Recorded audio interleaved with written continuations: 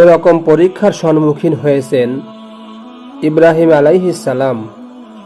অগ্নিকুণ্ডে নিক্ষেপ করা হয়েছিল তাকে।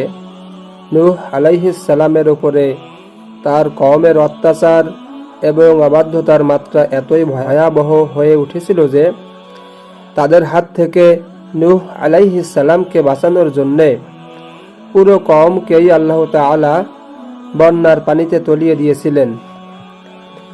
ইউসুফ আলাইহিস সালামের জীবনের দিকেই তাকান। খুব ছোটবেলায় ভাইয়েরা শত্রুতা করে তাকে কূপে নিক্ষেপ করে। এরপর মিশরের রাজার কাছে গিয়েও বারে বারে পরীক্ষার মুখোমুখি হয়েছেন। কারাগারে পর্যন্ত নিক্ষিপ্ত হয়েছিলেন। শত্রুর হাত থেকে বাঁচাতে ঈসা আলাইহিস সালামকে তো আল্লাহ সুবহানাহু ওয়া তাআলা আসমানেই তুলে নিয়েছেন। আর সর্বশেষ নবী মুহাম্মদ সাল্লাল্লাহু আলাইহি ওয়াসাল্লাম আল্লাহর কতই না উত্তম বান্দা আর রসুল ছিলেন তিনি। জন্মের ঠিক আগেই বাবাকে হারিয়েছেন। দুনিয়াকে বুঝতে শেখার আগে হারিয়েছেন গর্ভধারিণী মাকে। যে প্রিয়তম চাচার কাছে আশ্রয় পেয়েছিলেন, একসময় তিনিও একা করে চলে যান।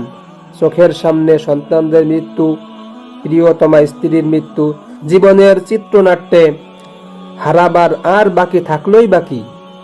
দিনের দাওয়াত শুরু করার পরে তায়েববাসীর নির্লজ্জ আঘাত, নিজ কওম দ্বারা দেশ ছাড়া সহ এহেন অত্যাচার নেই যা তার উপরে আরোপ করা হয়নি। এই যে নবী রাসূলদের জীবনে আরোপিত সমস্যা, নেমে আসা বিপদ, নিপতিত হওয়া সংকট, এসব কেন ছিল? তারা তো নিষ্পাপ ছিলেন। কোনো পাপ, কোনো অন্যায় তাদের স্পর্শ করতে পারত না। তারপরও কেন তাদের জীবন ছিল দুর্ভোগময়? কেন তাদের মুখোমুখি হতে হয়েছে সবচেয়ে কঠিন সব পরীক্ষার? এগুলো এজন্যই যে আল্লাহ তাদেরও পরীক্ষা করেছেন। বিপদের মুখে, সংকটের সামনে তারা আল্লাহর ওপর কতখানি ভরসা করেন তাই ছিল দেখার বিষয়।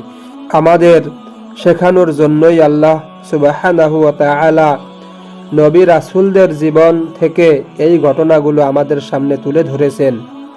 কঠিন, দুর্ভোগ, দুর্যোগ আর সংকটের সময়ে তারা আল্লাহকে কিভাবে আঁকড়ে ধরেছিলেন, সেই শিক্ষা দেওয়ার জন্যই কুরআনুল কারিমে এই ঘটনাগুলোকে তিনি স্থান দিয়েছেন।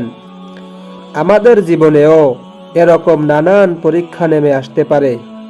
ভিন্ন ভিন্ন অবস্থায়, ভিন্ন ভিন্ন রূপে জীবনের এরকম মুহূর্তগুলোকে আল্লাহর পরীক্ষা হিসেবে বরণ করে নেওয়াই হলো একজন প্রকৃত মুমিনের কাজ।